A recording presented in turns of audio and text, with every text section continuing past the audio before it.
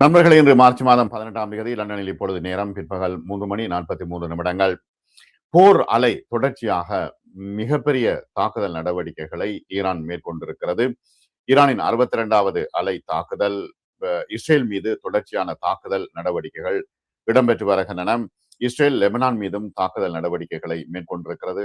நூற்றுக்கணக்கானவர்கள் கொல்லப்பட்டிருக்கிறார்கள். கிட்டத்தட்ட 800க்கும் மேற்பட்டவர்கள் கொல்லப்பட்டுள்ளார்கள் என்று லெபனான் தற்பொழுது அறிவித்திருக்கிறது. சுற்றி வர ஒரு போர் சூழலை இஸ்ரேலும் அமெரிக்காவும் உருவாக்கி மிகப்பெரிய ஒரு நெருக்கடியை மத்திய கிழக்கு நாடுகளுக்கு கொடுத்திருக்கிறது. இன்றைய தகவல்களை பார்ப்போம். ஆபரேஷன் ரூப்ரமிஸ் நாலாவதினுடைய 62வது அலை தாக்குதலை வெற்றிகரமாக நிறைவு செய்துள்ளதாக ஈரான் அறிவித்திருக்கிறது. இந்த தாக்குதலில் அந்த பகுதி முழுவதிலும் உள்ள அனைத்து அமெரிக்க தளங்கள், இஸ்ரேலிய ராணுவம் கூடும் இடங்கள் மற்றும் போர் ஆதரவு மையங்கள் மீது மேம்பட்ட ஏவுகணைகள் மற்றும் துல்லியமான ட்ரோன்களை கொண்டு தாக்குதல் நடத்தப்பட்டதாக செய்திகள் தெரிவிக்கின்றன. 62வது அலை தாக்குதலில் அக்ரே மற்றும் ஹைஃபா, டெல் அவீவ் மற்றும் பீர்ஷெஃபே ஆகிய இடங்களில் உள்ள இலக்குகள் வெற்றிகரமாக அளிக்கப்பட்டதாக ஈரான் மக்கள் தொடர்பு துறை ஒரு அறிக்கையில் தெரிவித்திருக்கிறது. எச்சரிக்கை சைரங்கள் ஒலிக்கப்படாமலேயே இந்த தாக்குதல் நடத்தப்பட்டன என்று ஈரான் சொல்கிறது. என்னென்றால், ஏவுகணைகள் வரும்பொழுது எச்சரிக்கை சைலன்களுக்கு ஒலிக்கப்படாமலே இந்த தாக்குதல் நடத்தப்பட்டதாகவும் இது ஈரானிய ஏவுகணை ஊடுருவும் திறனை வெளிப்படுத்துகிறது என்றும் ஈரான் சொல்கிறது.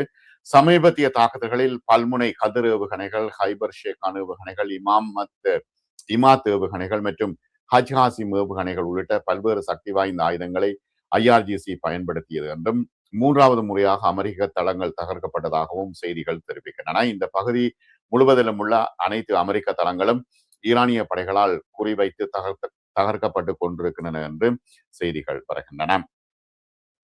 தாக்கப்பட்ட பல தளங்களின் பெயர்களை இப்பொழுது பத்திரிகைகள் வெளிப்படுத்தி இருக்கின்றன. குவைத்தில் உள்ள அலி அல் அசலேம் விமான தளம், ஈராக்கில் உள்ள விக்டரி தளம், சவுதி அரேபியாவில் உள்ள அல் ஹர்ச் விமான தளம், கத்தாரில் உள்ள அல் உதைத் விமான தளம், ஐக்கிய அரபு அமீரகத்தில் உள்ள UAEயில் உள்ள அல் உதைரா தளம், ஐக்கிய அரபு அமீரகத்தில் உள்ள அல் தஃப்ரா விமான தளம், ஜோர்தானில் உள்ள அல் அஷ்ராக் விமான தளம், பஹ்ரைனில் உள்ள 5ஆம் கடற்படை தளம் மற்றும் குவைத்தில் உள்ள ஆரிஃப்சான் தளம் ஆகியவை தாக்கப்பட்டதாக தற்பொழுது அங்கிருந்து வரும் தகவல்கள் தெரிவிக்கின்றன.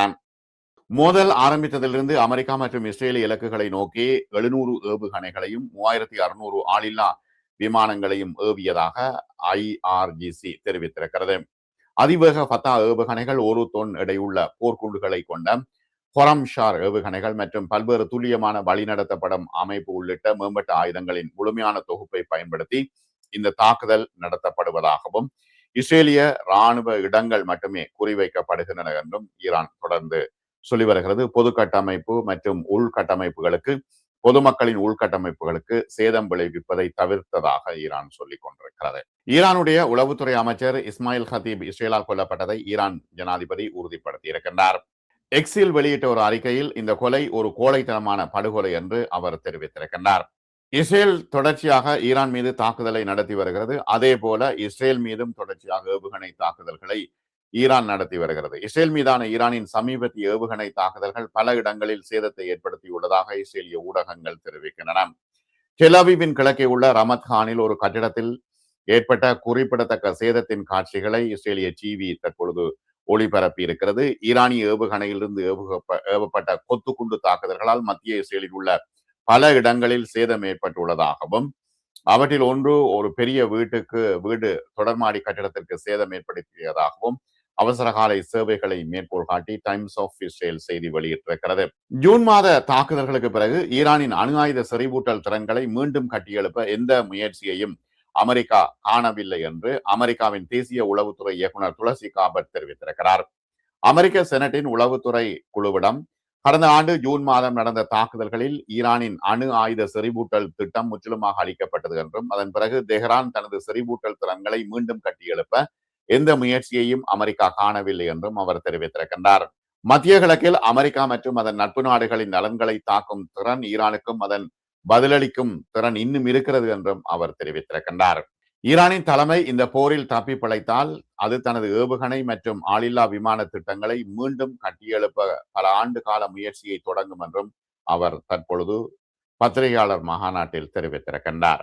ஈரான் மீதான அமெரிக்கா இஸ்ரேல் போர் ஆரம்பித்ததிலிருந்து உளவு பார்த்ததாக குற்றம் சாட்டப்பட்ட ஒருவருக்கு மரண தண்டனை நிறைவேற்றப்பட்டதாக ஈரான் அதிகாரிகள் அறிவித்ததை தொடர்ந்து ஈரான் ஸ்வீடன் குடிமகன் ஒருவனுக்கு மரண தண்டனை நிறைவேற்றியுள்ளதாக ஸ்வீடனின் வெளியுறவு அமைச்சர் மரியா மால்மர் தெரிவித்திருக்கின்றார்.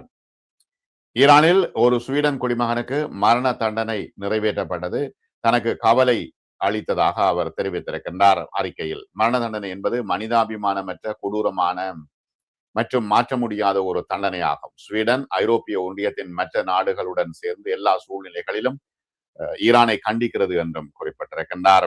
மத்திய கிழக்கில் மிகப்பெரிய பதட்டமான ஒரு சூழ்நிலை காணப்படுகிறது. இந்த மோதலிலிருந்து வெளியேறுவதற்கான ஒரு வழியை கண்டறிவது எப்படி என்பது குறித்து உரையாடலை நடத்துவதற்காக வளைகுடா ஒத்துழைப்பு கவுன்சில் ஜிசிசி மற்றும் பிற அரபு இஸ்லாமிய நாடுகளின் வெளியுறவு அமைச்சர்களின் கூட்டத்துக்கு ரியாத் தற்பொழுது அழைப்பு விடுத்திருக்கிறது. நாம் பார்ப்பது என்னவென்றால் புவியியல் ரீதியாகவும் அரசியல் ரீதியாகவும் நடுவில் சிக்கிக் கொண்டிருக்கும் மக்கள், குறிப்பாக வளைகுடா அரபு நாடுகள் தற்போதைக்கு இந்த மோதலிலிருந்து வெளியேற அழைப்பு விடுக்க முயற்சிக்கும் ஒரே தரப்பினர் அவர்கள்தான். எனவே வளைகுடா நாடுகள் இந்த ஒத்துழைப்பு கவுன்சிலில் பல உறுதியான முடிவுகளை எடுக்க வேண்டிய ஒரு சூழ்நிலை இருப்பதாக தற்பொழுது தெரிவிக்கப்படுகிறது. இந்த மோதல் நீடிக்க நீடிக்க குண்டுவெடிப்புகளின் சத்தம் அதிகமாகிக் கொண்டு போகிறது. இந்த மோதலுக்கு ஒருவித முடிவை கொண்டு வர முயற்சிக்கும் பகுத்தறிவுள்ள குரல்களை அவை மேலும் மேலும் அமுக்கி விடுகின்றன. கத்தார் வெளியுறவு அமைச்சகத்தின் செய்தி தொடர்பாளர் மஜீத் அல் அன்சாரியின் அறிக்கை இவ்வாறு இருக்கிறது. இன்று பிற்பகல் நடைபெறும் கூட்டத்தில் அவரது வார்த்தைகளே முக்கியமான கருப்பொருளாக இருக்கக்கூடும். முக்கியமான வசதிகளை குறிவைப்பதை தவிர்க்க வேண்டியதன் அவசியத்தை மீண்டும் மீண்டும் நாங்கள் வலியுறுத்துகின்றோம் என்று அவர் குறிப்பிடுகின்றார். தனது சொந்த எரிசக்தி நிலையங்கள் தாக்கப்பட்டதை தொடர்ந்து ஈரான் பிராந்தியத்தில் உள்ள அனைத்து எரிசக்தி நிலையங்களுக்கு எதிராக பதிலடி கொடுக்க போவதாக மீண்டும் ஈரான் தற்பொழுது புதிய அறிவிப்பை விடுத்திருக்கிறது. இன்று உண்மை என்னவென்றால் பேச்சுவார்த்தை மூலம் தீர்வு காண முயன்றாலும் இரு தரப்பினரும் குறிவைப்பும் சண்டையும் முடிவுக்கு வராவிட்டால் இனி எப்படி முன்னேறுவது என்பது குறித்து விவாதிக்க இடமில்லை என்று மத்திய கிழக்கு தற்பொழுது விரக்தியில் இருக்கிறது. ஈரானிய அதிகாரிகள் நாடு முழுவதிலும் மேலும் நூற்றுக்கணக்கான கைது நடவடிக்கைகளை தற்பொழுது முடுக்கிவிட்டிருக்கின்றார்கள். அமெரிக்கா மற்றும் இஸ்ரேலுடைய நலன்களுடன் இணைந்து வேலை செய்பவர்கள் என்று விவரிப்பவர்களை அவர்கள் தொடர்ச்சியாக கைது செய்து வருகின்றார்கள். இப்ப 1979 இஸ்லாமிய புரட்சியில் அமெரிக்க ஆதரவு முடியாட்சியை வீழ்த்திய நாட்டின் மதகுரு ஆட்சி முறைக்கு எதிரான நடவடிக்கைகளை ஆரம்பித்ததிலிருந்து ஈரானின் 31 மாகாணங்களில் 26 மாகாணங்களில் 111 முடியாட்சி ஆதரவு குழுக்கள் புதன்கிழமை அதிகாலை இரவு முழுவதிலும் தடுத்து வைக்கப்பட்டதாக உளவுத்துறை அமைச்சகம் ஒரு அறிக்கையில் தெரிவித்திருக்கிறது. அதாவது 111 போராட்டங்கள் இடம்பெற்றிருக்கின்றன. 31 மாகாணங்கள்ல கிட்டத்தட்ட 26 மாகாணங்களில், அதாவது ஆயத்துல்லாவின் ஆட்சி முடிவுக்கு கொண்டு வரப்பட வேண்டும் என்று இந்த ஆர்ப்பாட்டங்கள் தொடர்ந்து நடத்தப்பட்டு வருவதாக தகவல்கள் தெரிவிக்கின்றன. இவர்களை ஈரான் ராணுவம் கைது செய்திருக்கிறது. கைது செய்யப்பட்ட நபர்களிடமிருந்து ஆயுதங்கள் கண்டுபிடிக்கப்பட்டதாகவும் ஈரான் தெரிவித்திருக்கிறது. சந்தேகத்துக்கிடமான எந்த ஒரு நடவடிக்கையும் பொதுமக்கள் தெரிவிக்குமாறு மீண்டும் அழைப்பு விடுத்திருக்கிறது.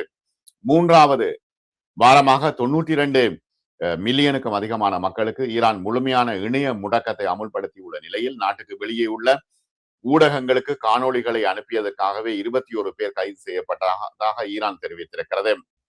அலக்சா மசூதி தொடர்ச்சியாக 2 வாரங்களாக மூடப்பட்டிருக்கிறது. ரம்லான் பண்டிகை நடத்தப்பட முடியாது, ரம்லான் தொழுகை நடத்தப்பட முடியாது மற்றும் ஈதுல் ஃபித்தர் தொழுகை நடத்தப்பட முடியாது என்று இஸ்லாமிய வக்ஃபிடம் இஸ்ரேலிய அதிகாரிகள் ஏற்கனவே அறிவித்திருந்தார்கள். இஸ்லாமிய புனிதமான தலங்களில் ஒன்றான அலக்சா மசூதி ஈரானுக்கு எதிரான அமெரிக்க இஸ்ரேலிய போருக்கு மத்தியில் நிலவும் பாதுகாப்பு சூழலை காரணம் காட்டி இந்த மாத தொடக்கத்தில் இஸ்ரேலால் மூடப்பட்டிருக்கிறது. ரமலான் மாதத்தில் மேற்கொள்ளப்பட்ட முன்னெப்போதும் இல்லாத ஒரு மூடுகின்ற நடவடிக்கையாக இது இருக்கிறது. பாதுகாப்பு பதட்டங்களை பயன்படுத்தி மேலும் கட்டுப்பாடுகளை விதித்து அலக்சா மீதான தனது கட்டுப்பாட்டை வலுப்படுத்த இஸ்ரேல் செய்யும் சமீபத்திய முயற்சி என்று பாலஸ்தீனர்களால் இது கண்டிக்கப்படுகிறது. மற்றும் ஒரு காணொளியில் பல தகவல்களோடு சந்திப்போம். நன்றி நண்பர்களே.